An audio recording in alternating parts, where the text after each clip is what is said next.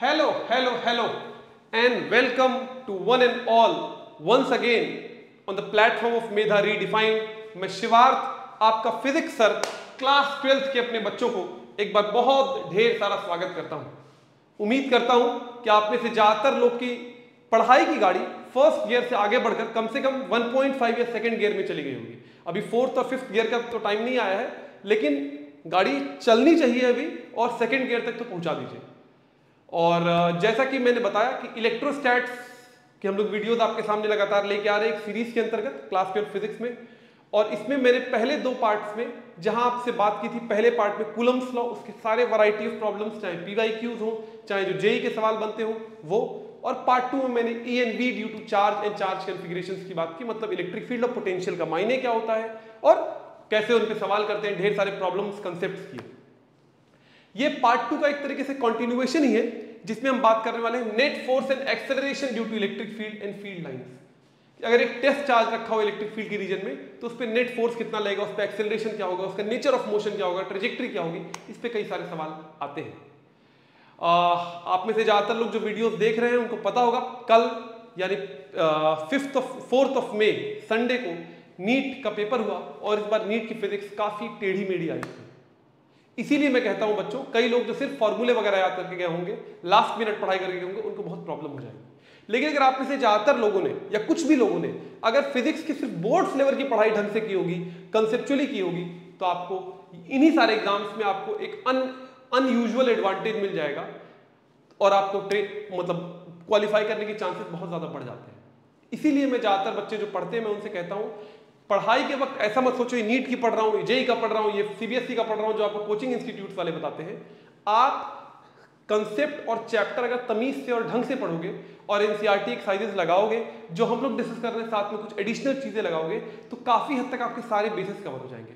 इस तरीके से अलग अलग हिस्सों में बांट के उसको देखने की जरूरत ही नहीं। एक बात और शुरू करने से पहले कि जैसा कि मैंने पहले कहा था, मैं चैप्टर वाइज वीडियो नहीं बना रहा हूं, मैं सेक्शन का वीडियो बना रहा हूं। इलेक्ट्रिक फील्ड एंड पोटेंशियल, जो आपका चैप्टर 1 है इलेक्ट्रिक चार्जेस एंड फील्ड्स, और दूसरा जो चैप्टर है इलेक्ट्रोस्टैटिक पोटेंशियल कैपेसिटेंस, उससे करीब 7-8 सीरीज ऑफ वीडियोस में लेके आऊंगा जो पूरे इलेक्ट्रोस्टैट्स को कवर करेगा, क्योंकि दोनों चैप्टर से कई सारे कॉन्सेप्ट्स ओवरलैपिंग है और उस ऑर्डर में पढ़ाने की जरूरत नहीं जैसे एनसीईआरटी में दिया हुआ है। तो 2 पार्ट्स हमने कर रखे हैं, आज तीसरे पार्ट के साथ आपके सामने हूं। हमारा जो यूजुअल मोडस ऑपरेंडी है, जो काम करने का तरीका है, क्या है, वीडियो देखते वक्त ध्यान से बहुत शार्पली सुनना है और सबसे पहले अपने मन के कैमरे में कैद करना है। जो प्रॉब्लम्स आएंगे पॉज करके पहले खुद ट्राई करना है, और उसके बाद एक बार आपने खब अच्छे समझ लिया, बात दिमाग में क्लियर हो गई, उसके बाद आप वीडियो को रिवाइंड कर दोबारा फिर उसके नोट्स बनाएंगे।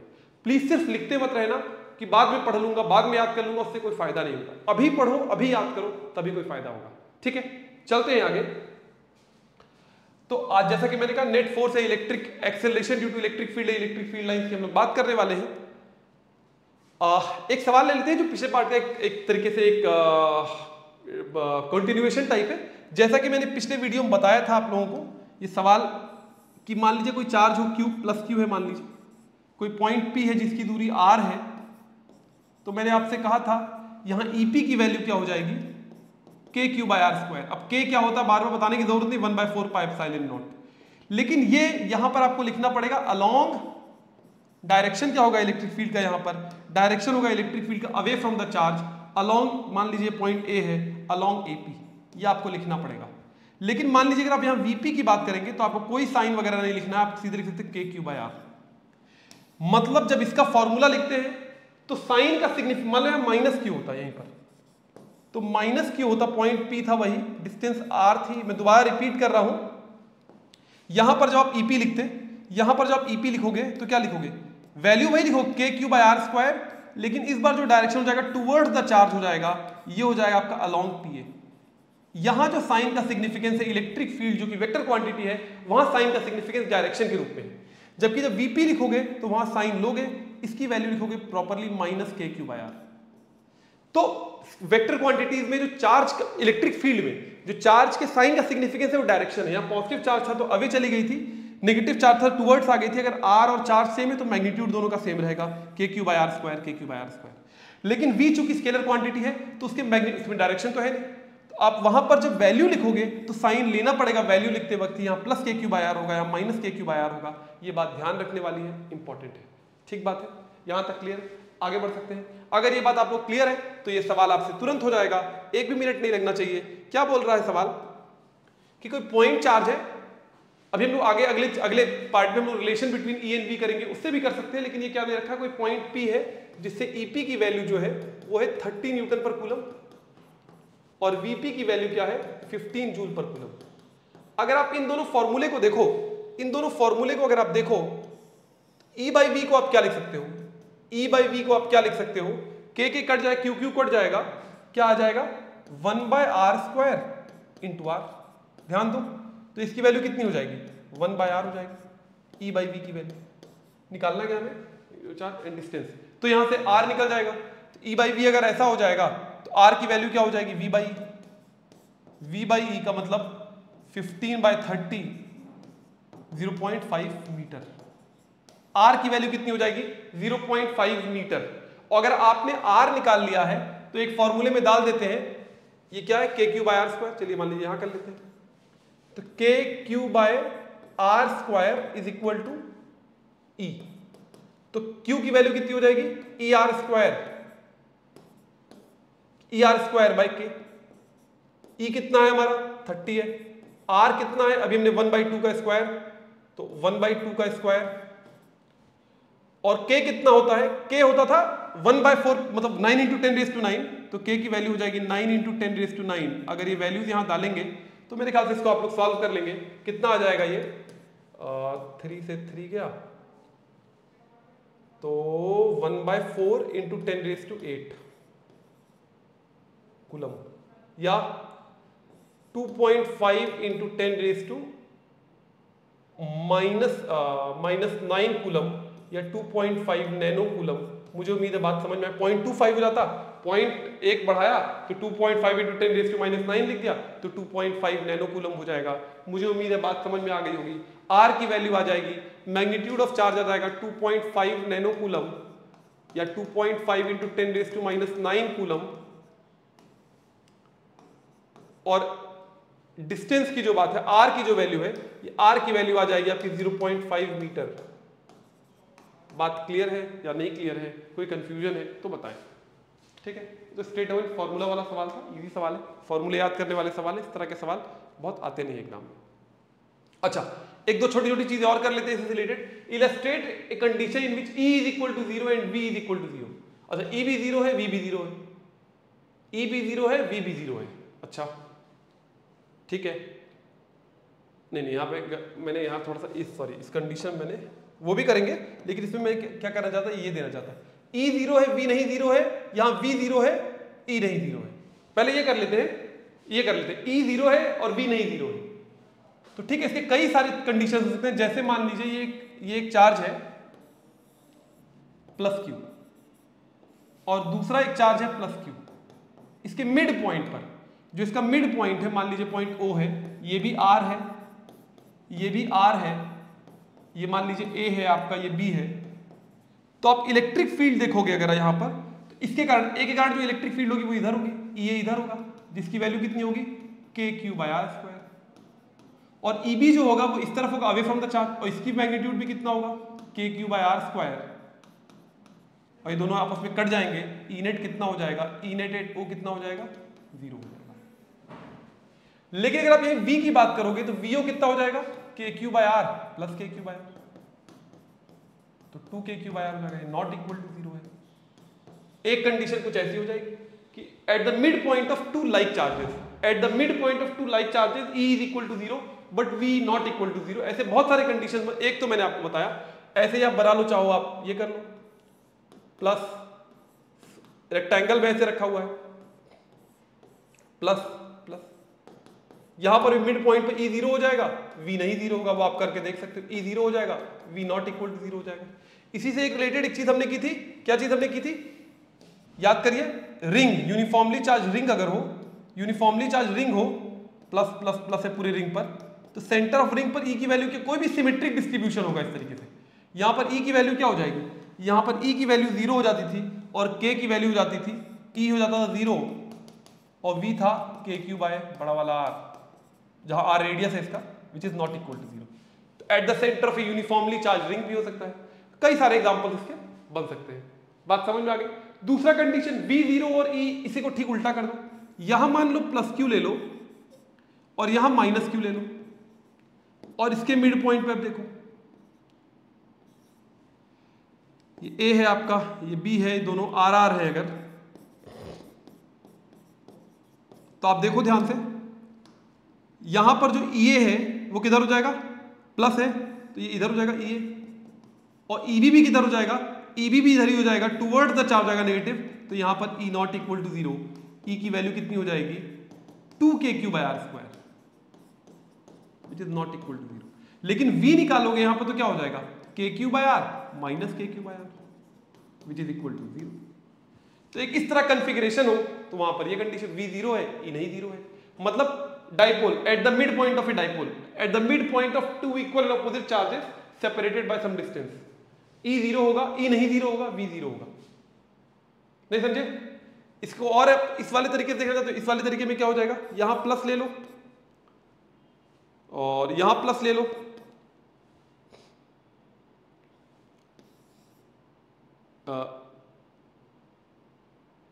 और अच्छा इसको बताता हूं मैं। देखिए यहां पर देखिए मैं क्या बताना चाहता, ये देखिए बड़ा इंटरेस्टिंग है, ये देखिए बड़ा इंटरेस्टिंग है। ये मान लीजिए आपने प्लस क्यू ले लिया, या आपने प्लस क्यू ले लिया, और ये आपने माइनस क्यू लिया, या आपने माइनस क्यू लिया। आप देख बताना यहां E कितना होगा और V कितना होगा, वर्कआउट करना। और इसी के बजाय मैं ये ले लूं plus Q minus Q plus Q minus Q, mid point इसके मतलब डायगोनल्स जहां मिलते हैं मिड पॉइंट पर सबकी दूरी r है, सारे पॉइंट्स की दूरी यहां से कितनी है r है, वो √L² + B² से निकल जाएगी। सारे पॉइंट्स की दूरी यहां कितनी है r है। आप कोशिश करो कि क्या हो जाएगी यहां, पहले वर्कआउट करो, करो ट्राई।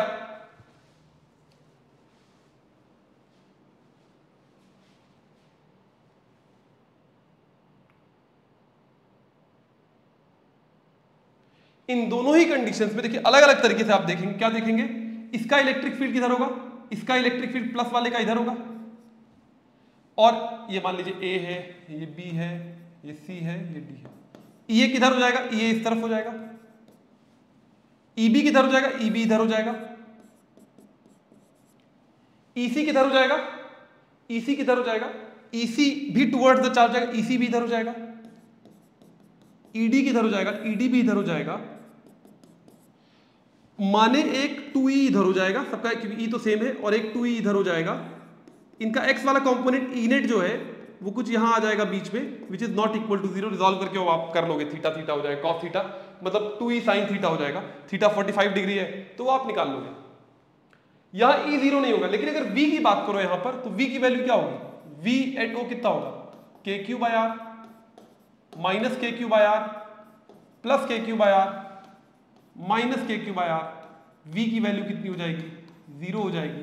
यहां E 0 नहीं है, E 0 नहीं है, E 0 नहीं है, लेकिन V 0 है। ठीक है, ऐसा ही अगर दोनों चारों चार्जेस को सेम ले लीजिए तो E 0 हो जाएगा, लेकिन V नहीं 0 होगा। चारों चार्जेस को सेम ले लीजिए, E 0 हो जाएगा, जैसे ये था जो मैंने बताया था। हर जगह अगर यहां प्लस प्लस ले लूं मैं, तो E तो 0 हो जाएगा, लेकिन V नहीं 0 होगा। यहां पर क्या होगा बताओ, इस वाले कंडीशन में ये प्लस है, ये माइनस है, ये A है, ये प्लस है, ये माइनस है, ये प्लस है, ये माइनस है। अगर यहां आप ध्यान से देखो क्या होगा, ये किधर हो जाएगा, यहां पर ये तो इधर हो गया भैया,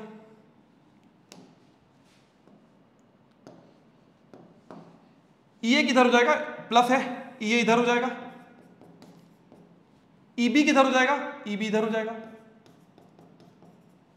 EC किधर हो जाएगा, EC इधर हो जाएगा, और ED किधर हो जाएगा, ED इधर हो जाएगा।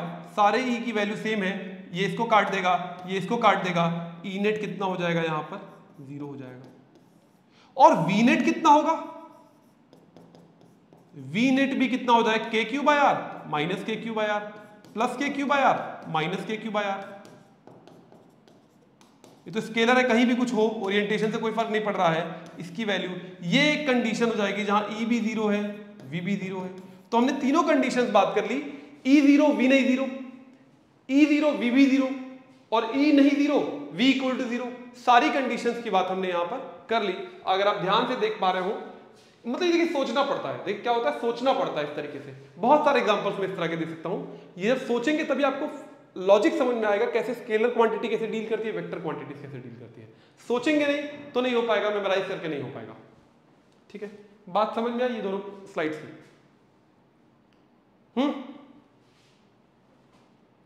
और आप कंडीशंस, अगर आप वाकई में इस बात को आप समझे, और कंडीशंस आप खुद वर्कआउट करना।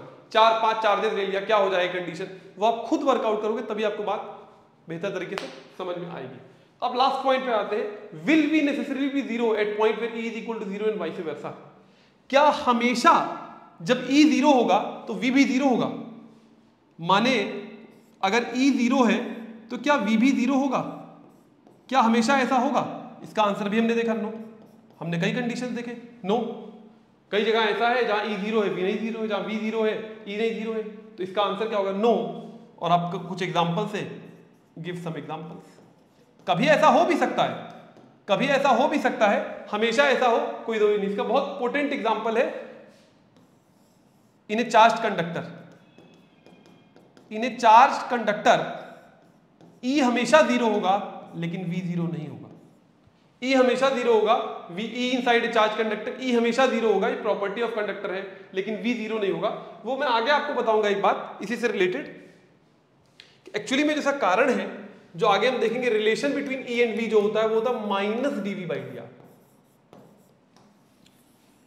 ई तभी 0 होगा जब डीवी 0 है। डीवी 0 का मतलब जब वी कांस्टेंट है उस रीजन में ई 0 हो सकता है। जहां v बदल ना हो रहा हो डिस्टेंस, वहां पर e 0 हो सकता है। e is equal to v by R नहीं होता, minus dv by D R actual relationship है। तो जब v कांस्टेंट हो जाएगा विद रिस्पेक्ट टू r तभी e 0 हो सकता है। उस कंडीशन में e और v मतलब इसका जब dv 0 होगा मतलब v जब कांस्टेंट होगा तभी 0 हो जाएगा। बात समझ में आई? पक्का? बाकी इस पर बहुत ढेर सारे से बहुत सारे एग्जांपल्स करेंगे। सबसे इंपॉर्टेंट रिलेशन इलेक्ट्रोस्टैट्स का, सबसे यूजफुल रिलेशन इलेक्ट्रोस्टैट्स का, इससे बहुत सारी बातें हम लोग आगे डिटेल में करेंगे। ठीक है, आगे बढ़ते हैं। देखिए चैप्टर्स ऐसे हैं इलेक्ट्रोस्टैट्स में, एक एक सवाल, एक एक टॉपिक पर मैं कम से कम 3-3, 4-4 घंटे बात कर सकता हूँ। इतनी सारी चीजें हैं, वो सारी चीजें मैं कोशिश कर रहा हूँ अधिकतम बता पाने की, लेकिन एक सीमा तक ही बता पाऊंगा। उसको आपको फिर बहुत सारे एग्जांपल्स आप यहाँ वहां से करोगे तो आपको हमेशा समझ में आएगा, अरे यार ये वाली बात तो मैंने सोची ही नहीं, ये तो मैंने देखा ही नहीं। लेकिन ये करने से आएगा, जब करोगे इस चीज को तो आपको खुद वो बात समझ में आएगी। ठीक है, आगे बढ़ते हैं। नेक्स्ट चीज है force and acceleration on a test charge due to electric field. बहुत इंपॉर्टेंट है, बहुत ज्यादा इंपॉर्टेंट है, ध्यान से सुनिएगा। ऑन अ टेस्ट चार्ज, मैंने कहा था टेस्ट चार्ज का माने क्या होता है, रिप्रेजेंटेशन करते हैं क्यू नॉट से, और इसका माने क्या होता है, इसका माने ये होता है, क्या माने होता है कि वो चार्ज या चार्ज कॉन्फ़िगरेशन जो किसी इलेक्ट्रिक फील्ड से एक फोर्स महसूस कर रही है, उस पर वर्क डन हो रहा है, उसने इलेक्ट्रिक फील्ड पैदा नहीं की है, कोई एक्सटर्नल इलेक्ट्रिक फील्ड है, उसका सोर्स क्या हमें नहीं पता, उसके कारण उस पर फर्क पड़ रहा है, फोर्स लग रहा है तो एक्सेलरेशन होगा सेकंड लॉ से F इक्वल टू में। तो उसके बारे में बात करते हैं। मान लेते हैं कोई गिवन रीजन है, जैसा कि मैं हमेशा ही करता हूं, मेरा फेवरेट फिगर है, रैंडम सी लाइंस बना देते हो सर। ठीक है, ये क्या है, इलेक्ट्रिक फील्ड है। क्या है, इलेक्ट्रिक फील्ड है। यहां पर मान लीजिए मैंने कोई टेस्ट चार्ज रखा Q नॉट। क्या रखा, टेस्ट चार्ज Q नॉट। ये कितना फोर्स एक्सपीरियंस करेगा, मैंने बताया था इलेक्ट्रिक फील्ड की फॉर्मूला क्या होता था, force per unit test charge. तो F की वैल्यू क्या हो जाएगी, Q not E। F is equal to Q not E। अब यहां पर दो बातें ध्यान दीजिएगा, बहुत इंपॉर्टेंट। अगर Q नॉट पॉजिटिव है या Q नॉट ग्रेटर देन 0 है तो F will act along E, will act along E, E के along ही जाएगा चार्ज अगर इलेक्ट्रिक फील्ड की दिशा में एक्सेलरेट होगा, अगर Q नॉट पॉजिटिव है। अगर Q नॉट नेगेटिव है या लेस देन 0 है तो F minus Q not E हो जाएगा। F will act opposite to E। क्या कहने का मतलब भैया, जैसे ये इलेक्ट्रिक फील्ड थी, कहने का मतलब ये देखो प्लस चार्ज था, कुछ नहीं मतलब प्लस ही मानेंगे, तो इस पर फोर्स इलेक्ट्रिक फील्ड के अलॉन्ग ही लगेगा। लेकिन मान लो यहां मैं माइनस Q नॉट कोई रख दूं, Q भी लिख सकता था, इस पर जो फोर्स लगेगा वो इस तरफ लगेगा। इस पर जो फोर्स लगेगा वो इस तरफ लगेगा, इस पे फोर्स अलोंग द फील्ड लगेगा, इसमें ऑपोजिट टू फील्ड लगेगा। ये कहने की कोशिश की जा रही थी कि अगर चार्ज पॉजिटिव है तो फोर्स हमेशा इलेक्ट्रिक फील्ड के अलोंग लगेगा, चार्ज नेगेटिव है तो फोर्स इलेक्ट्रिक फील्ड से ऑपोजिट लगेगा। और magnitude of force F is equal to q not E, इससे आप निकाल सकते हो। बात समझ में आ गई पक्का?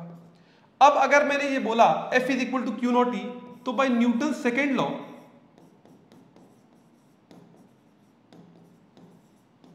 सुनना है, पहले भी नोट नहीं करना है। By Newton second law F is equal to ma होता है, तो Q not E is equal to ma लिख सकता हूं मैं। तो a की वैल्यू क्या हो जाएगी? Q naught by m into E. बहुत ज्यादा इंपॉर्टेंट बात है, बहुत ज्यादा इंपॉर्टेंट बात है।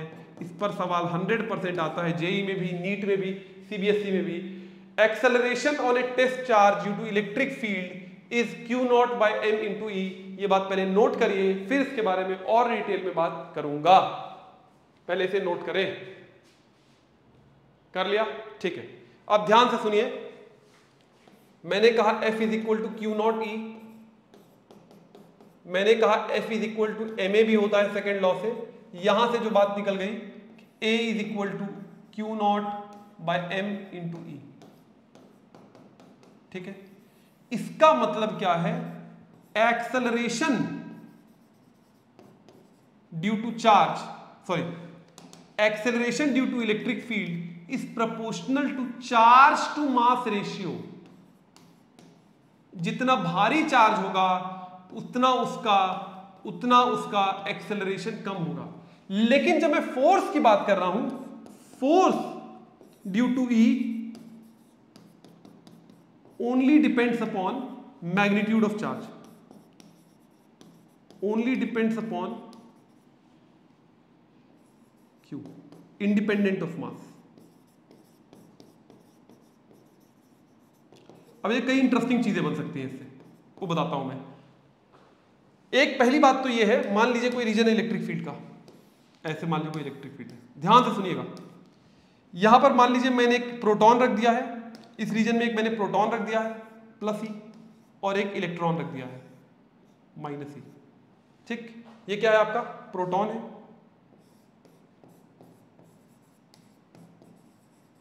चार्ज इसका होता है प्लस ई। ये क्या है? आपका इलेक्ट्रॉन है। और चार ऑप्शन आपको दे दे, क्या? A, both experience same force, ध्यान से सुनना। दूसरा B, force on electron greater than force on proton. C, both experience same acceleration. D, acceleration of electron is greater than acceleration of proton. इन चारों में से कौन कौन से ऑप्शन सही है? आपसे एग्जाम में पूछा जाए तो आप क्या जवाब देंगे? जल्दी से बताइए, सोचिए, वर्कआउट करिए और बताइए।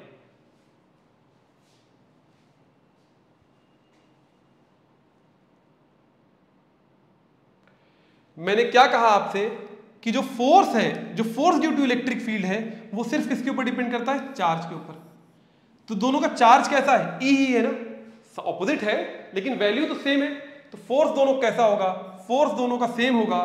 तो पहला ऑप्शन आपका ठीक है, बोथ एक्सपीरियंस सेम फोर्स। अगर ये सही है तो ये तो गलत हो जाएगा, बी तो गलत हो जाएगा। सेम फोर्स है तो कैसे इलेक्ट्रॉन का ज्यादा फोर्स होता है? अब आते हैं, मैंने क्या कहा, जो एक्सेलरेशन है वो चार्ज टू मास रेशियो पे डिपेंड करता है। दोनों का चार्ज तो सेम है, लेकिन हमको एक बात पता है कि mass of electron is very very much less then mass of proton. तो इसी नाते acceleration of electron very very much greater than acceleration of proton हो जाएगा। ये बात समझ आ रही है कि नहीं आ रही? अगर ये बात समझ में आ रही है तो ये ऑप्शन गलत हो जाएगा, ये ऑप्शन आपका सही हो जाएगा। ऑप्शन ए और डी सही हो जाएगा। फोर्स इलेक्ट्रॉन प्रोटॉन पर एक यूनिफॉर्म इलेक्ट्रिक फील्ड या एक ही इलेक्ट्रिक फील्ड में दोनों को रखा गया, फोर्स दोनों पे सेम लगेगा, लेकिन एक्सेलरेशन इलेक्ट्रॉन का प्रोटॉन से काफी ज्यादा होगा, क्योंकि acceleration charge to mass ratio पर डिपेंड करता है। ये बात समझ आई? अगर नहीं आई तो प्रॉब्लम है, और अगर आ गई तो ठीक बात है। चल सकते हैं आगे? पक्का? श्योर? आगे बढ़ा जाए? चलिए, अगर ये बात क्लियर है अच्छा, और एक और चीज देखेंगे, ग्रेविटी होता है जो, मतलब g electron will be equal to acceleration due to gravity is equal to g proton, क्योंकि ये तो इंडिपेंडेंट ऑफ मास होता है। मैं न्यूटोनियन मैकेनिक्स की बात कर रहा हूं, एक्सेलरेशन ड्यू टू ग्रेविटी तो डिपेंड कहां करता है? वो तो दोनों पे सेम ही लगता है, जो अर्थ के कारण जो फोर्स लग रहा है दोनों पे, फोर्स तो अलग अलग होगा, लेकिन जो एक्सेलरेशन हो रहा है, एक्सेलरेशन ड्यू टू ग्रेविटी, हाथी जाए या पंख जाए, दोनों पे एक्सेलरेशन जी की वैल्यू कैसी होती है? सेम होती है। टाइम ऑफ फॉल भी यहाँ पे सेम होता है। ये तो आपने क्लास 11th में कर रखा है। इलेक्ट्रिक फील्ड वाले फोर्स और एक्सेलरेशन में मास पे डिपेंड करेगा, एक्सेलरेशन फोर्स पर नहीं डिपेंड करेगा। ठीक है, इस पे कुछ सवाल है क्या हमारे सामने? ये हमने पिछली बार शायद कर लिया था, ये सवाल जितना याद आ रहा है, ये सवाल हमने कर लिया था पिछली बार। आगे बढ़ते हैं, ये एक एनसीईआरटी का ही सवाल है, बढ़िया सवाल है, जल्दी से बताएं इसका जवाब क्या होगा। जल्दी से बताएं इसका जवाब क्या होगा, सोचे इसको 2 मिनट। एनसीईआरटी का ही सवाल है, आप लोगों ने देखा भी होगा एनसीईआरटी में। जल्दी से बताएं इसका जवाब क्या होगा। Figure shows tracks of 3 charge particles in uniform electrostatic fields, give the sign of the 3 charges, which particle has the highest charge to mass ratio. तो देखिए, एक तो जो चार्ज कॉन्फ़िगरेशन दे रखा है, कई तरीके से कर सकते हैं। एक तो बता दें, ये दोनों पॉजिटिव प्लेट की तरफ जा रहे हैं, ये दोनों पॉजिटिव प्लेट की तरफ अट्रैक्ट हो रहे हैं, तो इनका साइन कैसा हो जाएगा? नेगेटिव हो जाएगा। और ये नेगेटिव प्लेट की तरफ अट्रैक्ट हो रहा है, तो इसका साइन कैसा हो जाएगा? पॉजिटिव हो जाएगा। एक तरीका ये है सोचने का। दूसरा तरीका क्या है सोचने का? अगर ये हम आगे देखेंगे इलेक्ट्रिक फील्ड लाइंस में, ये मान लीजिए प्लस चार्जेस हैं, ये माइनस वाले चार्जेस हैं, तो जो इलेक्ट्रिक फील्ड लाइंस हो जाएगी इनके कारण, वो कुछ ऐसी ऐसी हो जाएगी, positive to negative electric field lines हो जाएंगी, ऐसी ऐसी। दिख रही है इलेक्ट्रिक फील्ड? नहीं दिख रही, सॉरी। इलेक्ट्रिक फील्ड लाइंस कैसी कैसी हो जाएंगी? ऐसी ऐसी हो जाएंगी। अब जो चार्ज 1 और 2 जो है वो ऑपोजिट टू इलेक्ट्रिक फील्ड जा रहे हैं। 1 और 2 क्या है? 1 और 2 जो इधर जा रहे हैं, 1 और 2 जो इधर जा रहे हैं, जो इधर जा रहे हैं 1 और 2 क्या है? ऑपोजिट टू फील्ड जा रहे हैं। मतलब इनका चार्ज कैसा है? Q0 कैसा है? नेगेटिव। जो 3 है वो E की तरफ जा रहा है, जो 3 है आपका टूवर्ड्स E जा रहा है, इसलिए इसका चार्ज कैसा है? पॉजिटिव है। तो पहली बात आप ऐसे भी देख सकते हो, बेसिक लॉजिक भी लगा सकते हो, प्रॉपर लॉजिक भी लगा सकते हो, कैसे भी लगा सकते हो। मैंने कहा अगर इलेक्ट्रिक फील्ड की दिशा में जा रहा है चार्ज, तो मतलब उसका चार्ज पॉजिटिव है। इलेक्ट्रिक फील्ड से ऑपोजिट जा रहा है, तो मतलब टेस्ट चार्ज की वैल्यू नेगेटिव है। तो ये दोनों 1 और 2, क्योंकि इलेक्ट्रिक फील्ड लाइंस मैंने कहा यहां पर कैसी कैसी हो जाएंगी?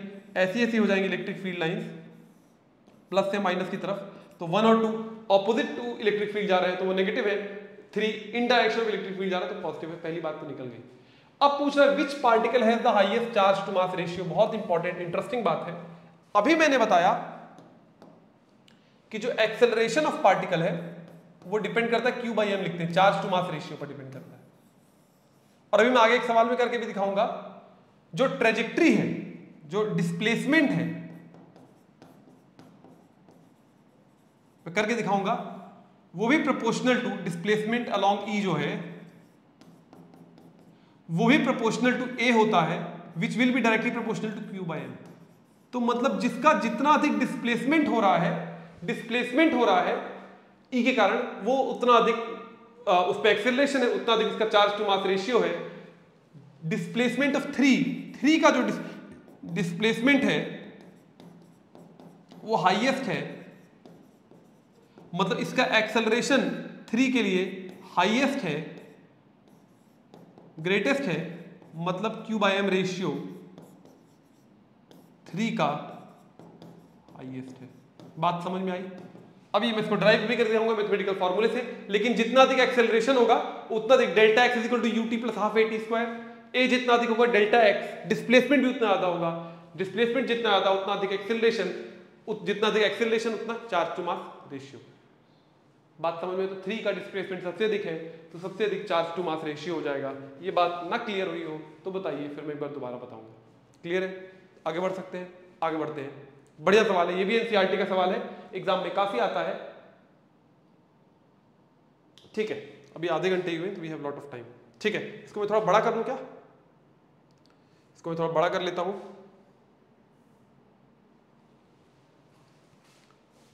अब साफ दिख रहा होगा आप लोग को शायद। अब बताएं, एक इलेक्ट्रॉन है 1.5 सेंटीमीटर एक यूनिफॉर्म इलेक्ट्रिक फील्ड में जिसकी मैग्नीट्यूड इतना है, ठीक है।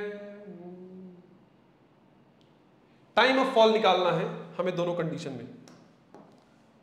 टाइम ऑफ फॉल निकालना है, अगर आप लोगों को याद हो तो टी की वैल्यू जो हम लोग लिखते थे, मैं भी ड्राइव भी कर दे रहा हूं, √2h/g लिखते थे। जी तो एक्सेलरेशन ड्यू टू ग्रेविटी था, यहां पर इन रीजन ऑफ इलेक्ट्रिक फील्ड कैसे आया मैं बता भी दूंगा। इन रीजन ऑफ इलेक्ट्रिक फील्ड जी के बजाय क्या हो जाएगा, ए आ जाएगा। टाइम ऑफ फॉल की वैल्यू कितनी आ जाएगी, √2h/a। ए को हम आए कैसे लिख सकते हैं, अभी हमने लिखा था QE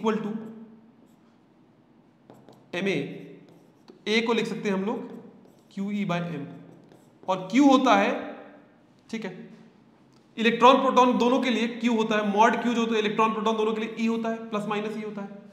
तो फिर अगर इसको हम लिख सकते हैं E/m,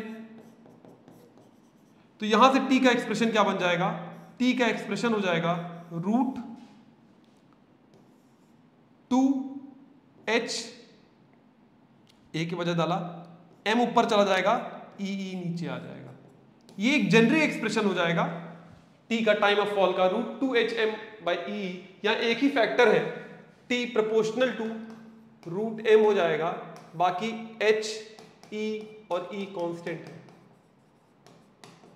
कंपेयर करना है, क्या करना है, कंपेयर, हाँ, तो compute the time of fall निकालना है, वैल्यूज वगैरह दे रखी है वो भी कर लेते हैं। और आप बोलोगे ये कैसे आया है, तो आप लोग एक चीज देख सकते हो, हमको पता है कि पहली बात तो F = हम लिखते हैं QE, A = Q/me। अब अगर E कांस्टेंट है, A भी कांस्टेंट हो गया, A कांस्टेंट है मतलब इक्वेशन ऑफ मोशन लगा सकते हैं।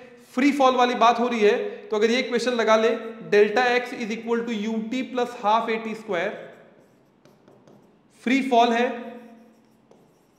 फ्री फॉल है, इसका मतलब A की वैल्यू, सॉरी U की वैल्यू, इनिशियल वेलोसिटी हम 0 ले सकते हैं। अब इसमें जब डालोगे और ΔX h है, तो अगर ये डालोगे, ये h हो गया आपका, ये 0 है, तो 2h/g आ जाएगा, 2h/a आ जाएगा। यहां से मुझे उम्मीद है ये बात क्लियर हो गई होगी, इतना आप लोग को करना आना चाहिए। अब अगर वैल्यू निकालना है तो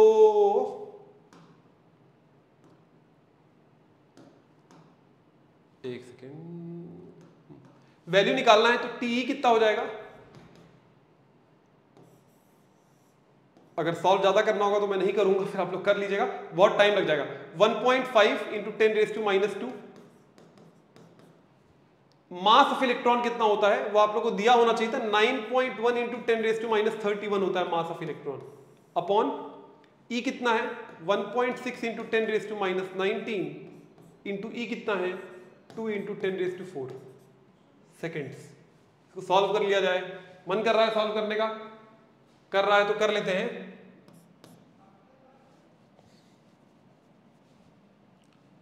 बहुत बड़ी वैल्यू आई, बहुत छोटी वैल्यू आई, बहुत छोटी वैल्यू आएगी तो अप्रोक्सीमेशन तो ज्यादा ले सकते। ये हो जाएगा √3/3.2 × 9.1, और पावर्स अगर ठीक कर लिए जाए फिर तो -19, 4 -15 हो जाएगा, -15 ऊपर जाएगा तो -15 + 31 -16, -16 -2 -18 हो जाएगा। तो टेंटेटिवली ये वैल्यू, टेंटेटिवली वैल्यू अगर मैं इसको काट दूं, मैं for the sake of argument अगर इसको काट दूं और √3 को 9 लिख लूं तो 3 × 10⁻⁹ सेकेंड्स आ जाएगा। किसके लिए, फॉर इलेक्ट्रॉन। प्रोटॉन में बाकी सब वही रहेगा, मास बदल जाएगा। प्रोटॉन का जो मास होता है, जो प्रोटॉन का मास होता है, सॉरी, जो मास ऑफ प्रोटॉन होता है वो होता है 1.67 × 10⁻27 kg। तो बस यही वैल्यू यहां डालेंगे क्योंकि यही वाली वैल्यू बदल रही है, बाकी सब तो वही है, बाकी सब तो वही है। तो अगर ये कितना T प्रोटॉन कितना हो जाएगा, √3/3.2 इंटू 1.6, पावर थोड़ा बदल जाएगा, सॉरी, पावर में कितना आ जाएगा, -27 है तो -27 -8 -8 -10, -10 आ जाएगा। प्रोटॉन में टाइम कम कैसे आ रहा है? अच्छा ज्यादा आएगा, हाँ तो ये -10 हो जाएगा। इसको सॉल्व कर लीजिएगा, इसका ऑर्डर जो है मतलब कितना आ जाएगा, 10⁻⁵ के ऑर्डर का आ जाएगा, 10⁻⁵ सेकेंड। तो ये मैं कह रहा हूं, देखिए इसमें देखिए किसमें ज्यादा टाइम लग रहा है, इसमें -9 सेकेंड लग रहा है। जो इलेक्ट्रॉन के लिए टाइम ऑफ फॉल है, जो इलेक्ट्रॉन के लिए टाइम ऑफ फॉल है वो बहुत कम है एज कंपेयर टू प्रोटॉन के लिए टाइम ऑफ फॉल। ये 10⁻⁹ है ऑलमोस्ट, इस ऑर्डर का है, और ये 10⁻⁵ के ऑर्डर का है। बाई कैलकुलेशन देख लीजिएगा, कोई समस्या हो तो बात कर लेंगे। बात लॉजिक समझ में आया कि नहीं आया, कि एक्सप्रेशन डाल देंगे, m बदलेगा, वहां से कर लेंगे। Contrast the situation that free fall under gravity. Under gravity में दोनों के लिए वैल्यू कितनी हो जाएगी, इंडिपेंडेंट ऑफ मास होता है। अंडर ग्रेविटी सिर्फ क्या होती है वैल्यू, 2h/g। इंडिपेंडेंट ऑफ मास होता है। किया था ना एक सवाल कि चाहे कितनी भारी चीज या हल्की चीज दोनों को ड्रॉप करो, टाइम ऑफ फॉल, दोनों का एक्सेलरेशन सेम होगा, दोनों का टाइम ऑफ फॉल सेम होगा। अगर सेम हाइट से छोड़ा जाए तो दोनों के लिए TE = TP आ जाएगा, सेम आ जाएगी वैल्यू इलेक्ट्रॉन और प्रोटॉन की टाइम ऑफ फॉल की ग्रेविटी में बात करें। लेकिन इसमें चूंकि इलेक्ट्रॉन बहुत हल्का होता है प्रोटॉन की अपेक्षा, तो इलेक्ट्रॉन का टाइम ऑफ फॉल काफी कम आ जाएगा एज कंपेयर टू प्रोटॉन। ये आपको कंपेयर दिखाना चाह रहा है कि फ्री फॉल अंडर ग्रेविटी में इंडिपेंडेंट ऑफ मास होता है एक्सेलरेशन और टाइम ऑफ फॉल, जबकि in presence of electric field acceleration और टाइम ऑफ फॉल दोनों मास से इनवर्सली प्रोपोर्शनल होता है। बात क्लियर हुई या नहीं क्लियर हुई? क्लियर है, आगे बढ़ सकते हैं। बहुत बढ़िया सवाल है, एग्जाम में आने वाला सवाल है, जेईई में भी, CBSE में भी। चले आगे। A sphere of charge plus q fixed in position is smaller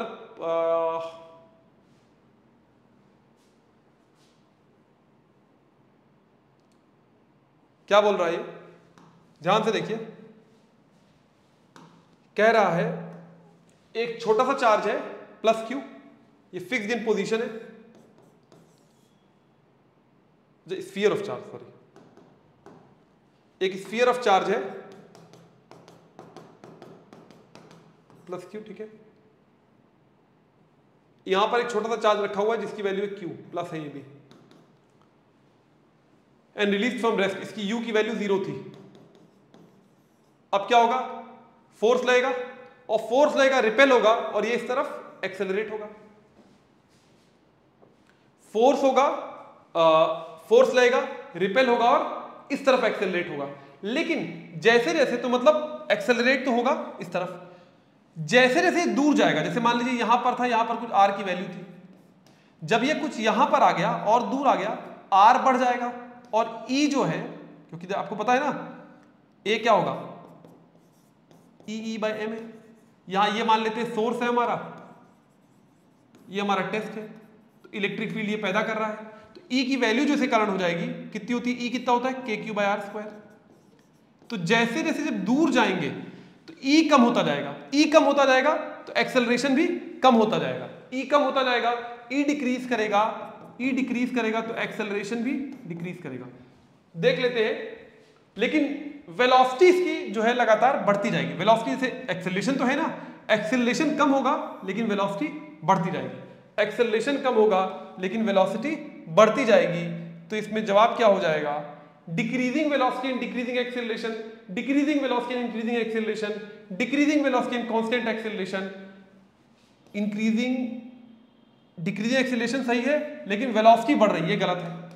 यहां पर यही गलत है, ये भी गलत है, यहां पर ये गलत है, वेलोसिटी बढ़ती जाएगी, कांस्टेंट एक्सेलरेशन ये भी गलत है। इंक्रीजिंग वेलोसिटी, वेलोसिटी बढ़ेगी, एंड डिक्रीजिंग एक्सेलरेशन ये सही है। ऑप्शन 4 आपका करेक्ट है, ऑप्शन 4 सही है। यहां पर ये गलत हो जाएगा आपका, तो ऑप्शन 4 सही है। वेलोसिटी बढ़ेगी, एक्सेलरेशन लगातार कम होता जाएगा। इसको एक और तरीके से आगे हम लोग देखेंगे। यहां पर फील्ड काम करेगी, रिपल्सिव फोर्स इन्वॉल्व है, फील्ड काम करेगी। जब भी फील्ड काम करती है तो काइनेटिक एनर्जी बढ़ती है, पोटेंशियल एनर्जी कम होती है, काइनेटिक एनर्जी बढ़ेगी मतलब वेलोसिटी बढ़ेगी, और एक्सेलरेशन मैंने बताया कैसे कम होता जाएगा। बहुत बढ़िया सवाल है, लॉजिक क्लियर करने वाला सवाल है, एंड की स्पेलिंग गलत है ऊपर, इसका ऑप्शन 4 होगा, वेलोसिटी बढ़ेगी, एक्सेलरेशन कम होता जाएगा। मुझे उम्मीद है बात क्लियर हो गई होगी। बहुत बढ़िया कॉन्सेप्ट वाला सवाल है, दिमाग लाकर सोचिएगा। नहीं क्लियर होगा तो एक बार फिर से मुझे कमेंट बॉक्स में बोलिएगा, सर इसको एक बार दोबारा डिस्कस करने की जरूरत है। ठीक है, आगे बढ़ा जाए। मेरी कोशिश है वीडियो बहुत लंबा ना हो आप लोग के लिए, वरना आप लोग देखते नहीं अच्छे से। अगले सवाल पे आते हैं, ये भी एक अच्छा सवाल है, देखते हैं क्या है सवाल।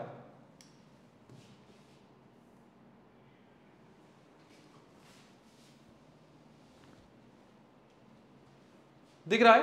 अब पार्टिकल ऑफ मास है फिर, ठीक है,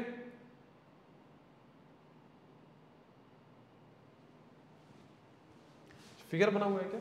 अच्छा ठीक है, फिगर बना देता हूं मैं इसका, फिगर बना लेते हैं। ये लास्ट टॉपिक है, लास्ट टाइप ऑफ सवाल है इस चीज का, मैं फिगर बना देता हूं।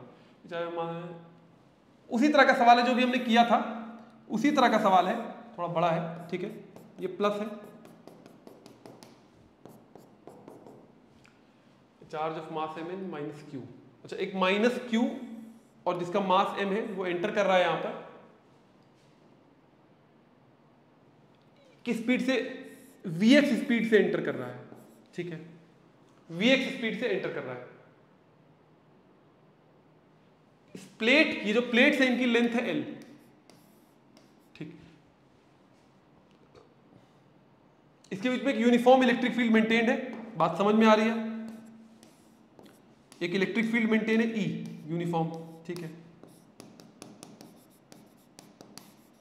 एक डेरिवेशन वाला सवाल है, लॉजिक वाला भी सवाल है।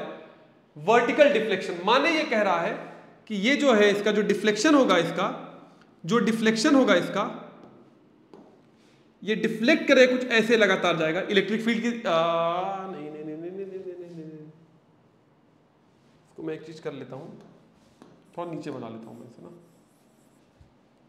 नेगेटिव चार्ज है ना, नेगेटिव चार्ज लिखा था ना, मान लीजिए माइनस क्यू है यहां पर, मास m है, तो ये डिफ्लेक्ट तो होगा ऑपोजिट टू इलेक्ट्रिक फील्ड, ऐसे जाएगा।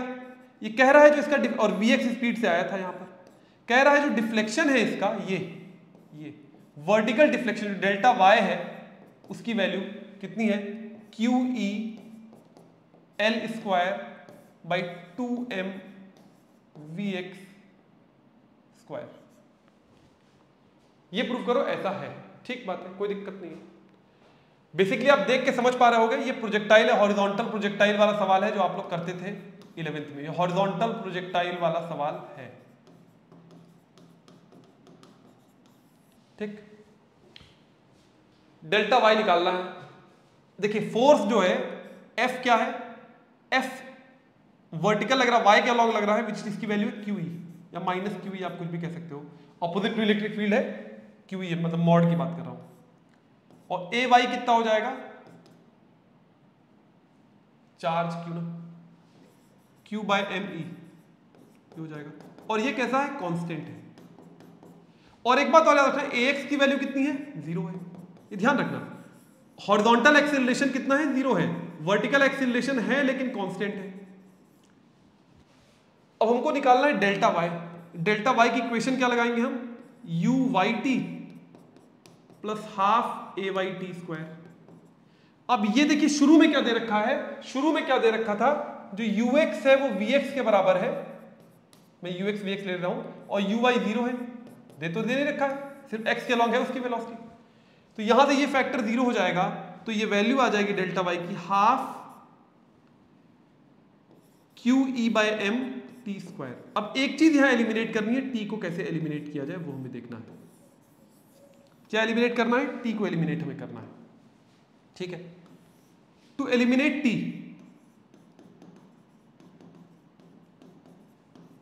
हम क्या इस्तेमाल करेंगे? Delta X is equal to U X T plus half A X T square. कितनी देर में वहां तक पहुंच रहा है? अब ये फैक्टर पूरा 0 हो जाएगा क्योंकि एक्सेलरेशन एक्स एक्सिस के अलॉन्ग कितना है? 0 है। तो डेल्टा एक्स जो कि L है, L की वैल्यू हो जाएगी, ux था vx t, तो यहां से t कितना आ जाएगा? L by vx। अब अगर मेरे ख्याल से इसमें डाल दिया जाए इस t को, तो क्या बन जाएगा ये? क्या ये बन जाएगा? देखिए QE 2m L square by vx square बन जाएगा कि नहीं बन जाएगा? स्ट्रेट ऑन सीधा सा सवाल है, मुझे ही लगता कुछ ज्यादा इसमें बहुत सोचने की जरूरत है। बात समझ रहे हैं कि नहीं समझ रहे हैं? ये एक हॉरिजॉन्टल प्रोजेक्टाइल का केस है जो हम लोग काफी करते थे, एग्जाम में ड्राइव करने के लिए आ सकता है। कुछ भी नहीं किया गया है, फोर्स वाई एक्सिस के अलॉन्ग है, वर्टिकल के अलॉन्ग है, एक्सेलरेशन भी वर्टिकल के अलॉन्ग है, और कांस्टेंट इतना तो इक्वेशन ऑफ मोशन लग सकता है। ax 0 है क्योंकि एक्स एक्सिस के अलॉन्ग कोई फील्ड नहीं है, कोई फोर्स नहीं लग रहा है, तो delta Y is equal to U Y T plus half A Y T square लगाया, डेल्टा वाई निकालना है, यू वाई 0 है तो ऐसा हो जाएगा, और फिर टी को एलिमिनेट करने के लिए delta X is equal to U X T plus half A X T square लगाया, ए एक्स वाला फैक्टर 0 है तो पूरा 0 हो जाएगा, टी की वैल्यू यहाँ से ये आ जाएगी, टी डालेंगे तो डेल्टा वाई की वैल्यू ये आ जाएगी। बहुत बढ़िया सवाल है, लॉजिकल सवाल है, समझने वाला सवाल है, कोई समस्या हुई हो तो बताइए वरना आगे बढ़ते हैं। चले आगे, पक्का? ठीक है, तो ये मैंने आपके सामने वैरायटी ऑफ प्रॉब्लम्स जो बन सकते थे इस टॉपिक को लेकर, force and acceleration conceptual topic है, चूंकि ये कॉन्सेप्ट बेस्ड टॉपिक है, छोटी छोटी चीजें आती हैं, तो अगर आपको लॉजिक नहीं क्लियर होगा तो आप ये चीजें नहीं कर पाएंगे। ठीक है, आगे बढ़े। अब ये एक सिंपल सा थोड़ा मेमोराइजिंग टॉपिक है, electric field lines due to different configuration of charges. Electric field lines क्या होती है? ये जो इलेक्ट्रिक फील्ड लाइंस का माने क्या होता है? पिक्टोरियल वे टू, क्या वाकई में फील्ड लाइंस हो? फील्ड होती है, field is real, E is real, electric field lines imaginary है। इलेक्ट्रिक फील्ड लाइंस क्या तरंगे दिखेंगी थोड़ी, ये इमेजिनरी है। ये है क्या? बेसिकली पिक्टोरियल तरीका है, pictorial way to represent electric field in a given reason.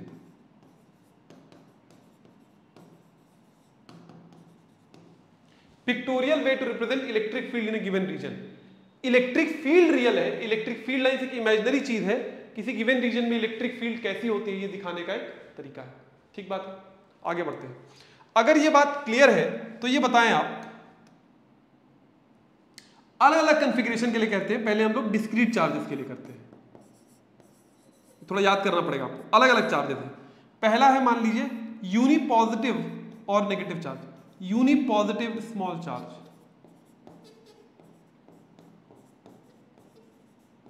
माने कोई चार्ज अगर प्लस क्यू है तो इससे इलेक्ट्रिक फील्ड लाइंस कैसे कैसे निकलेंगे? ऐसे निकलेंगे, ऐसे। इसको क्या बोलेंगे? इसको बोलेंगे रेडियली आउटवर्ड्स। क्या बोलेंगे इसे? Radially outwards. शब्द याद रखने हैं, रेडियली आउटवर्ड्स।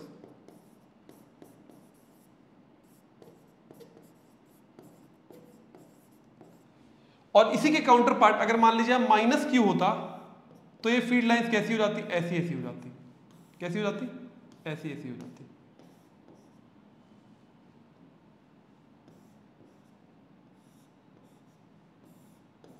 इसे क्या बोलेंगे? Radially inwards. इनवर्ड्स, अंदर टुवर्ड्स द चार्ज आती है। और एक बात और आप देखेंगे, ये स्फेरिकली सिमेट्रिकल है, ये दोनों ही कैसी हैं? इनकी नेचर ऑफ सिमेट्री कैसी है? स्फेरिकली सिमेट्रिकल है। इसका कहने का मतलब क्या है भाई? बताता हूं अभी, ये नोट करना पड़ेगा आप लोगों को, पहले समझ लीजिए, सुन लीजिए, फिर नोट भी करिएगा। स्फेरिकली सिमेट्रिकल का माने क्या हो गया कि अगर मैं कोई पॉइंट ले लूं आर, कोई स्फीयर बना लूं, तो इस सब पे ई की वैल्यू जो आएगी वो कैसी आएगी? कांस्टेंट आएगी। इन सब पे, इस पूरे सरफेस पे ई की वैल्यू कैसे? कांस्टेंट, सेम आर है, k3/r²। दूसरा स्फीयर लिया जो दूसरा आर है, सब पे ई की वैल्यू सेम आएगी, तो इनकी सिमेट्री स्फेरिकल है, स्फेरिकली सिमेट्रिकल है। और यूनि पॉजिटिव के लिए रेडियली आउटवर्ड्स होंगी, यूनि नेगेटिव के लिए रेडियली इनवर्ड्स होंगी। ये पता होना चाहिए, याद करने पड़ता है, एग्जाम में बनाने के लिए भी आता है, और चार्ज दे देगा फिगर, चार्ज डिटेक्ट करने के लिए भी आ जाएगा, तो ये आपको पता होना चाहिए। ठीक है, आगे बढ़े। इसमें अगला सिनेरियो क्या है? Due to small dipoles. ये डाइपोल क्या होता है? मतलब due to two equal and opposite charges, equal and opposite charges separated by small distance।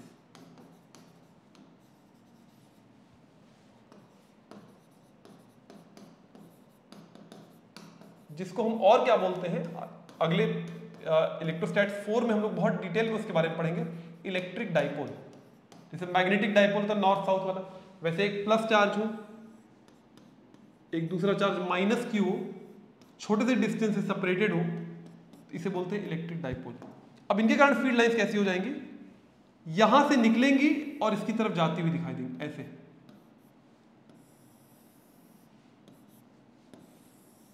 ऐसे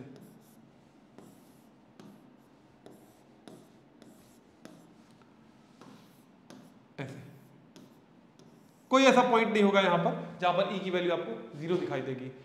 प्लस से शुरू होंगी, माइनस की तरफ खत्म होगी। बात समझ रहे हैं? ध्यान से देखिए, अगर आप इस पूरे हिस्से को अगर अकेला चार्ज देखो तो देखो इसकी लाइन इन्फिनिटी की तरफ जा रही है जो हम वहां देख रहे थे। अगर इसको अकेले देखो तो इन्फिनिटी से इस पे लाइंस आ रही हैं जो हम पिछले वाले में देख रहे थे। इसी काउंटर पॉइंट क्या हो जाएगा, two like charges separated by small distance, two like charges separated by small distance.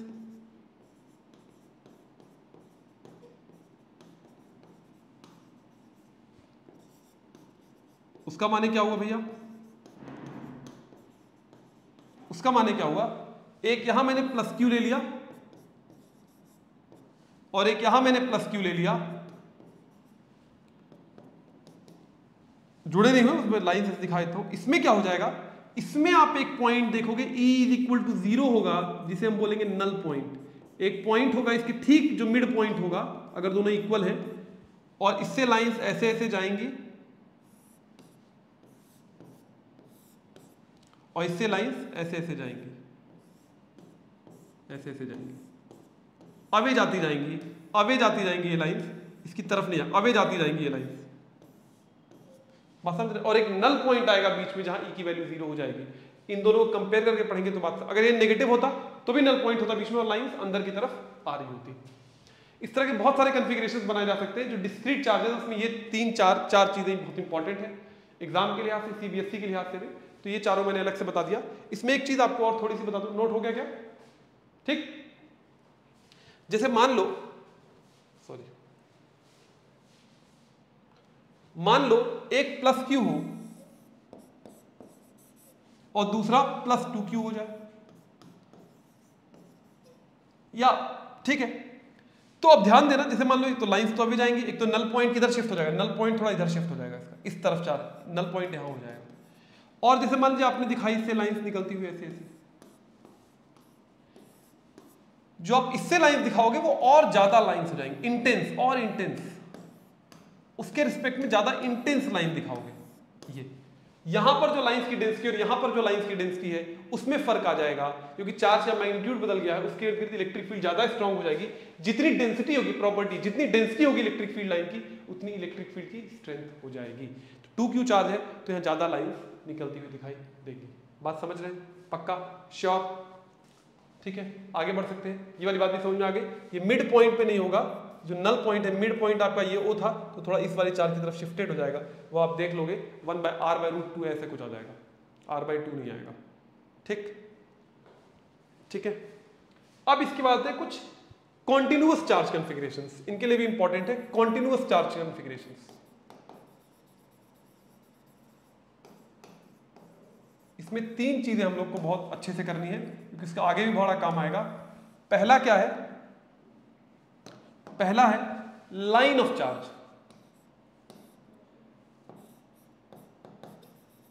पहला क्या है? Line of charge. ऐसे, और लाइन ऑफ चार्ज में, जैसे मैं अभी बता दे रहा हूं, एक बार दोबारा भी हल्का सा बता दूंगा। लाइन ऑफ चार्ज में एक 1D बॉडी हो गई, इसमें हम एक टर्म बात करते हैं, इस पे चार्ज ऐसे कुछ लीनियर चार्ज डेंसिटी। किसकी बात करते हैं? लीनियर चार्ज डेंसिटी, लैम्डा की। लीनियर चार्ज डेंसिटी लैम्डा की बात करते हैं, which is dq/dl, charge per unit length, coulomb per metre हो जाएगी। और dq निकालना हो यहां से तो लैम्डा dl हो जाएगा, और q क्या हो जाएगा? Integral of lambda dl। और लैम्डा अगर कांस्टेंट है, मोटा पतला नहीं है, जैसे मास वाले भी करते थे, तो q हो जाएगा लैम्डा l, जो कि आमतौर पर हम इस्तेमाल करेंगे। बात समझ रहे हैं? अब इसके कारण जो फील्ड लाइंस होगी, इसके कारण जो फील्ड लाइंस होगी कुछ कुछ ऐसे होगी, बीच में तो ऐसे ऐसे दिखाई देगी, बीच में ऐसे ऐसे दिखाई देगी, ऐसे ऐसे नेगेटिव होता है इसकी तरफ आ जाती, और एंड पॉइंट पर कुछ ऐसी ऐसी हो जाएगी, एंड पॉइंट पर कुछ ऐसी ऐसी हो जाएगी। इसे हम क्या बोलते हैं? इसे हम बोलते हैं फाइनाइट लाइन। कैसी लाइन बोलते हैं? Finite line of charge. Finite में आप देख पा रहे हो, एक तो पहली बात देखिए इसकी सिमेट्री कैसी है। कोई सिमेट्री की बात करें, इसकी सिमेट्री कैसी है भाई? इसकी सिमेट्री है 3D में, देखना जैसे ये है ना, हर दिशा में निकल रहा है, तो ये सिलेंडर जो है, इसकी सिमेट्री कैसी हो जाएगी? Cylindrical symmetry. एक सिलेंडर टाइप बना दो अगर ऐसे, अभी अगर ये समझ होगी तो गॉसियन इस सारे पॉइंट पर, जो पूरा सिलेंडर का जो सारा पूरा पॉइंट है, इस पर और इस पर हर जगह ई की वैल्यू कांस्टेंट आएगी। इसीलिए बोलते हैं इसकी सिमेट्री कैसी है, सिमेट्री कैसी है, सिलेंड्रिकल। सिमेट्री कैसी है, सिलेंड्रिकल। लेकिन यहां पर आप एक चीज देखते हो, फाइनाइट में at end point symmetry is lost. End point पे क्या हो जाएगा, सिमेट्री इज लॉस्ट। इसीलिए हम क्या बोलते हैं, हमारे कोर्स में जो चीज हमें पढ़नी है वो है इनफाइनाइट लाइन ऑफ चार्ज, या कोई लाइन ऑफ चार्ज जिसके बीच का हिस्सा हम देख रहे हैं। एंड पॉइंट्स हम देख ही नहीं रहे हैं, उसको हम इनफाइनाइट मान सकते हैं, ना कोई शुरुआत है ना कोई अंत है। तो अगर इसके बीच का हिस्सा देखें हम, तो हमारे लिए फाइनाइट लाइन ऑफ चार्ज होगा, और थ्रू आउट इसकी सिमेट्री लगातार मेंटेन्ड रहेगी। एंड पॉइंट हमें देखने की जरूरत है ही नहीं। ये लगातार इधर बढ़े जा रहा है, इधर कम नहीं हो रहा है, तो कोई एंड नहीं है, इसकी सिमेट्री लगातार बनी रहेगी। इनफाइनाइट कहने का फिजिकल सिग्निफिकेंस क्या है, बड़ी यही लाइन है। मान लो इसके सिर्फ बीच का हिस्सा आप देखो, एंड पॉइंट्स देख ही नहीं रहे हो, तो एक तरीके से ये हमारे लिए इनफाइनाइट लाइन ऑफ चार्ज की तरह काम कर सकती है। एक कंसेप्ट है, बात समझने की है, ध्यान देना है, ये इंपॉर्टेंट है, नोट करेंगे। अगर ये माइनस होता तो ये चार्ज अंदर की तरफ आते, ऐसा हो जाता। ठीक है, ठीक है, पक्का।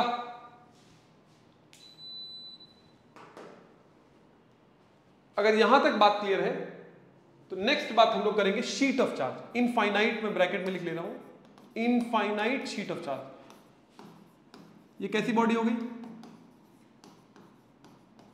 ये बॉडी कैसी हो गई, ये बॉडी हो गई आपकी 2D बॉडी। 2D बॉडी मतलब मान लीजिए ये ऐसा है, ऐसा माइनस माइनस ले लेता हूं प्लस के बजाय, चलो माइनस माइनस ले लिया। इसमें एक चीज हम बात करते हैं, ये 2D बॉडी है, इसमें हम बात करेंगे सरफेस चार्ज डेंसिटी की। किसकी बात करेंगे, सरफेस चार्ज डेंसिटी, सिग्मा। और सिग्मा की वैल्यू क्या हो जाएगी, dq/dA, या q कितना हो जाएगा, sigma dA।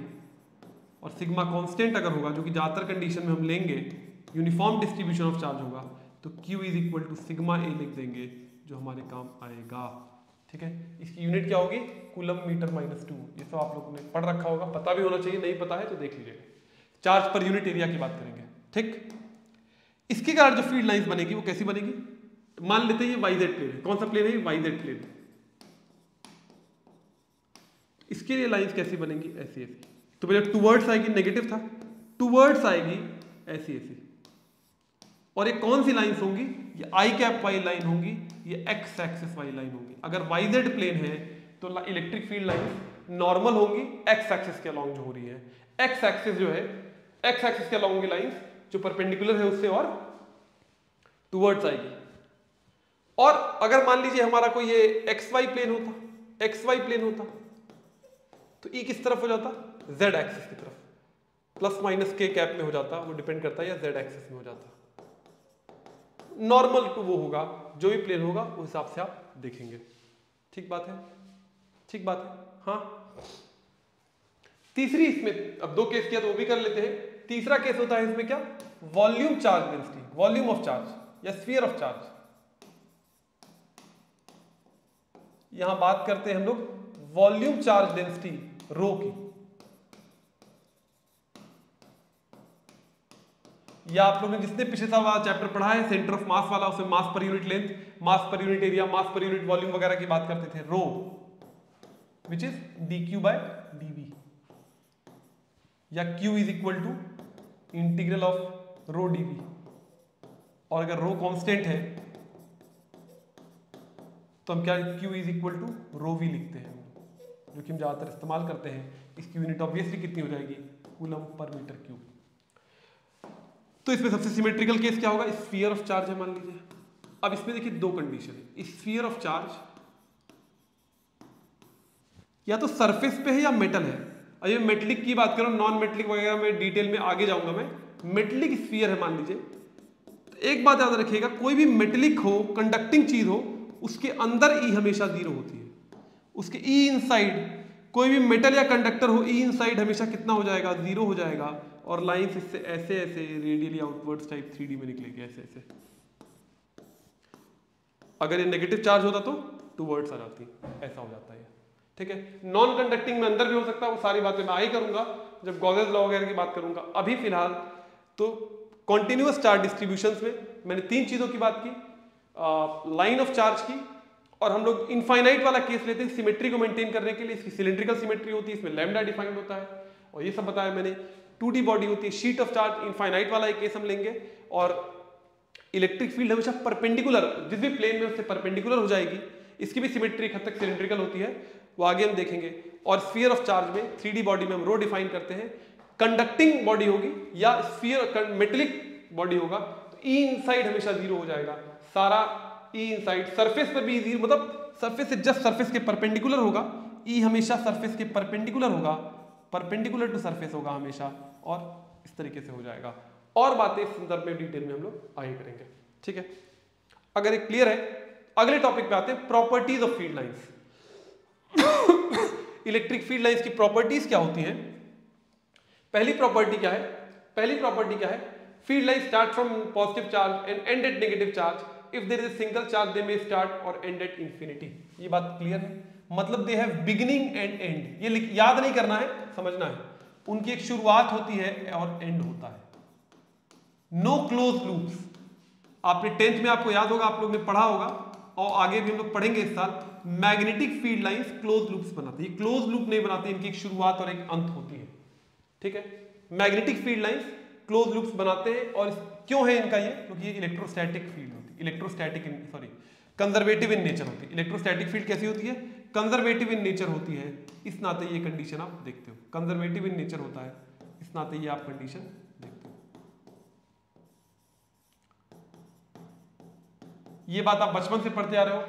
To field lines can never cross each other if they did at a point of intersection will have a unique direction, will not have a unique direction which is not possible, ठीक है। ये वाली बात तो मैंने यही बता दी। ये वाली दो फील्ड लाइंस कभी क्रॉस नहीं कर सकते, करेंगे तो इसका मतलब हो जाएगा एक ही पॉइंट पे दो, क्योंकि डायरेक्शन ऑफ ई जो है वो क्या होता है? डायरेक्शन ऑफ इलेक्ट्रिक फील्ड होता है along tangent to the line. कैसा होता है? Along tangent to the line. तो मान लीजिए जैसे इलेक्ट्रिक फील्ड ऐसे है, मान लीजिए आपको अलग अलग पॉइंट पे डायरेक्शन बनाना, मान लीजिए पॉइंट P1 है, ये पॉइंट P2 है, तो यहां पर लाइन कैसे बनेगी? ई का डायरेक्शन ऐसा हो जाएगा, P2 पे ई का डायरेक्शन कैसा हो जाएगा? ऐसा हो जाएगा। फील्ड के लाइन तो एक पॉइंट को जोड़ने वाला, ये अलोंग द टेंजेंट होता है। अब मान लीजिए दो लाइंस अगर क्रॉस करेंगे ऐसे ऐसे, तो एक ही पॉइंट पर दो टेंजेंट बना दोगे तुम। एक ही पॉइंट पे क्या बन जाएंगे? दो टेंजेंट बन जाएंगे। एक ऐसा बना सकते हो तुम, एक ऐसा बना सकते हो आप, एक ऐसा टेंजेंट बना सकते हो आप, एक ऐसा टेंजेंट बना सकते हो, मतलब दो डायरेक्शन हो जाएगा। Two directions of E at same point, two direction of E at same point हो जाएगा, जो कि इम्पॉसिबल है, गलत बात है, तो ये नहीं हो सकता। तीसरी बात मैंने बता दी, कभी क्लोज लूप्स नहीं बनाते हैं क्योंकि इनका नेचर कंजर्वेटिव होता है। Magnetic field lines close loop बनाती है क्योंकि इनका नेचर नॉन कंजर्वेटिव होता है। In a charge free region, electric field lines can be taken to be continuous curves without any breaks. कहीं at the location of charge, at location of charge is not defined. At location of discrete charge, at location of discrete charge, E जो है वो infinite होता है, not defined होता है। यहां से भी आप समझ सकते हो, at location of charge R 0 हो जाएगा, E क्या होता है? KQ/R², तो कितना हो जाएगा? Not defined. तो डिस्क्रीट चार्ज के लोकेशन पर ई नॉट डिफाइंड होता है, और कोई चार्ज फ्री या कोई कंडक्टर प्लेट नहीं है तो उस रीजन में मान सकते हैं ई कॉन्टिन्यूअस कर्व है। आई भी कोई बात है? ठीक है, इस पर कुछ सवाल है, देख लेते हैं। एक बात और यहां से बनती, मान लीजिए मैंने चार्ज Q1 रख दिया, Q रख दिया, यहां मैंने चार्ज Q0 रख दिया, Q0, तो बोलेगा ये इलेक्ट्रिक फील्ड लाइन के अलोंग जाएगा? नहीं, it will not go along field line, it will not go along field line but along tangent to E, along tangent जाएगा कि डायरेक्शन ऑफ इलेक्ट्रिक फील्ड या फोर्स का डायरेक्शन या acceleration का direction ई के अलोंग है और ई किस तरफ है, टेंजेंट के अलोंग है। तो ये बात ध्यान रखिएगा, ई के अलोंग नहीं जाएगा। पूछा जाता है क्या फील्ड के अलोंग मूव करेगा, नहीं, ये जाएगा टेंजेंट के अलोंग। कुछ और बातें हैं कि पैरेलल, अगर मान लीजिए यूनिफॉर्म इलेक्ट्रिक फील्ड है तो लाइंस कैसी हो जाएंगी, पैरेलल हो जाएंगी। जितनी अधिक डेंसिटी है इलेक्ट्रिक फील्ड लाइंस की उतना अधिक स्ट्रेंथ ऑफ इलेक्ट्रिक फील्ड है। ये सारी बातें आप लोग को पहले से भी थोड़ा पता है, तो बहुत डिटेल में मैं उनके नहीं गया हूं, ठीक है। ये कुछ चार्ज कॉन्फ़िगरेशन है which among the curves shown,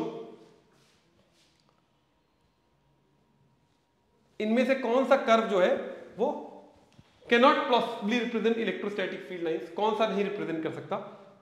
तो ठीक है, ये भी एनसीईआरटी का सवाल है। ये प्लस माइनस, प्लस से निकला माइनस की तरफ गया, फिर माइनस से निकला, ये माइनस है, देखिए ये प्लस है ये माइनस है, ये प्लस है यहां से निकला तो ठीक है, लेकिन ये माइनस है यहां से लाइंस निकलता हुआ दिखा रहा है, जो ये गलत है। तो ये नहीं हो सकता, कभी नेगेटिव से लाइंस निकल नहीं सकती, हमेशा नेगेटिव की तरफ लाइंस आएंगी, ठीक है। तो ये नहीं हो सकता, ये तो ठीक लग रहा है, नल पॉइंट है बीच में, इसमें लाइंस क्रॉस कर रही हैं, तो ये भी नहीं हो सकता। इसमें क्लोज लूप बना रहा है, ये भी नहीं हो सकता। इसमें प्रॉब्लम क्या है, इसमें प्रॉब्लम ये है कि इलेक्ट्रिक फील्ड हमेशा perpendicular to surface of conductor होता है, perpendicular to surface of conductor होता है, या परपेंडिकुलर नहीं है। ये देखिए परपेंडिकुलर नहीं गिवन, हर पॉइंट पे परपेंडिकुलर होना चाहिए सरफेस ऑफ कंडक्टर के, इस नाते ये वाली फील्ड भी लाइन पॉसिबल नहीं है, ठीक है। एनसीईआरटी का सवाल है, एग्जाम में पूछा आता है, पता होना चाहिए। ये एक बढ़िया सवाल है, देखते हैं। Figure 1 point shows the electric field lines around, ये एग्जाम्पलर का सवाल है, बहुत बढ़िया सवाल है, जल्दी से ट्राई करिए। विच चार्जेस आर पॉजिटिव, लाइंस निकल रही हैं तो कौन कौन से पॉजिटिव हैं, बी की तरफ लाइंस जा रही हैं तो बी तो नहीं हो सकता, तो इसका आंसर क्या होगा, ए एंड सी। ये तो इजी है, जिससे लाइंस निकल रही हैं वही हो सकता है। Which charge has the largest magnitude, which charge has the largest magnitude, सबसे अधिक डेंसिटी ऑफ फील्ड लाइंस सी में है, क्योंकि सबसे मोस्ट डेंस फील्ड लाइंस। बढ़िया सवाल है, इंटेंसिटी ऑफ फील्ड लाइन सबसे देखें। In which region of the picture could the electric field be zero justified, near A, near B, near C. Near A तो जीरो नहीं हो सकता, सिंगल चार्ज है, नियर ए तो जीरो नहीं हो सकता। यहां पर तो हर जगह k3/r² होगा, तो ये तो नहीं हो सकता। नियर ए तो नहीं हो सकता, ठीक बात है। नियर बी, नियर बी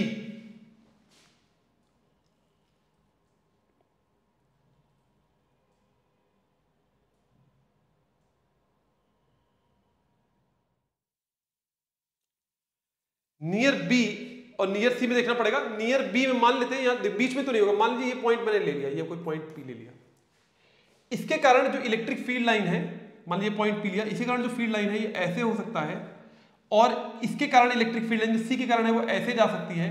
तो यहां एक दोनों दूसरे काट सकते हैं, तो